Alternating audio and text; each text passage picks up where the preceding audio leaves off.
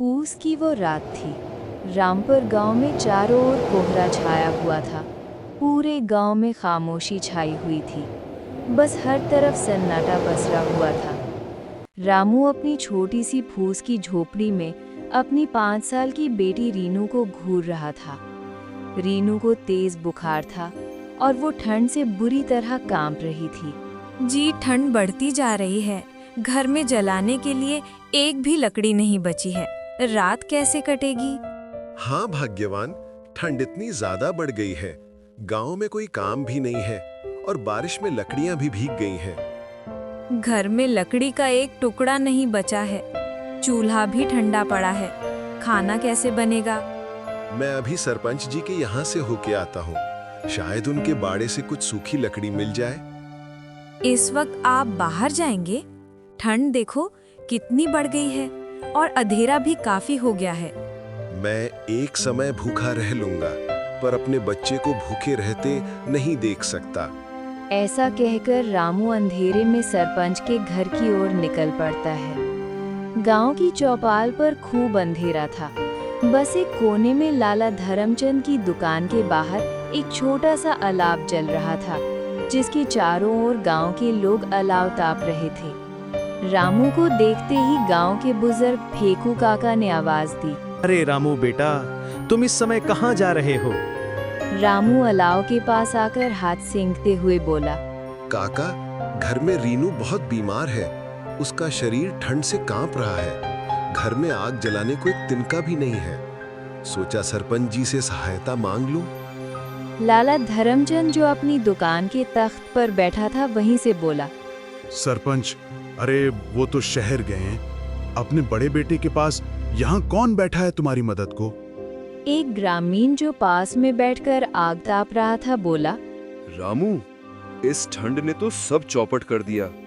कल मेरे 2 बछड़े को पाला खा गया। किसी के पास काम नहीं है, पैसा नहीं है। रामू की बची खुची उम्मीद भी टूटने लगी थी। वो लाला से हाथ जोड़कर कहता है, लाला जी, आप ही 2-4 लकड़ी दे दो, नहीं तो थोड़ा कोयला ही दे दो।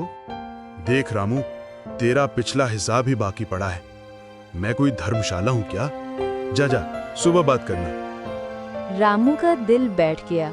वो बेबसी में वापस अपनी झोपड़ी की ओर मुड़ गया। वो जा ही रहा था तभी फेकू काका ने उसे रोक लिया। वो अलाव के पास पड़े लकड़ी के एक छोटे गट्ठर के पास गए, जो उन्होंने शायद अपने घर के लिए रखा था। उन्होंने उसमें से आधी लकड़ी रामू की तरफ बढ़ा दी। ले रामू बेटा, ले जा।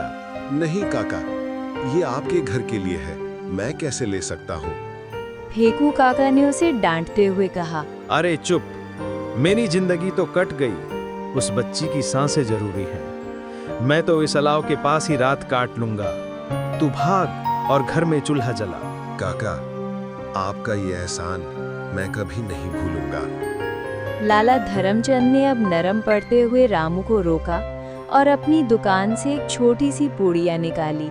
ये ले रामू, इसमें 2 गोली हैं, गर्म पानी से दे देना, बुखार उतर जाएगा। और ये ले थोड़ा सा गुड़। आप सबको बहुत बहुत धन्यवाद। मैं आप सबका ये एहसान कभी नहीं भूलूंगा। रामू झोपड़ी में वापस पहुंचा। सीता दरवाजे पर ही उसकी राह देख रही थी। लकड़ी देखते ही उसकी जान में जान आई। सीता ने जल्दी से चूल्हा जलाया। झोपड़ी में जब आग की छोटी छोटी लपटें नाची तो अंधेरे और ठंड के साथ साथ निराशा भी छटने लगी। रामू ने गर्म पानी में गुड़ घोला और दवा रीनू को पिलाई। सीता ने उसे आग के पास बिठा दिया। गर्मी पाकर रीनू की सांसें जो पहले उखड़ रही थी अब थोड़ी शांत होने लगी। आज आपने हमारे बच्चे को बचा लिया। मैंने नहीं सीता, आज उसे गांव ने बचाया है। ये ठंड बहुत जालिम है, पर हमारे गांव की इंसानियत अभी जिंदा है।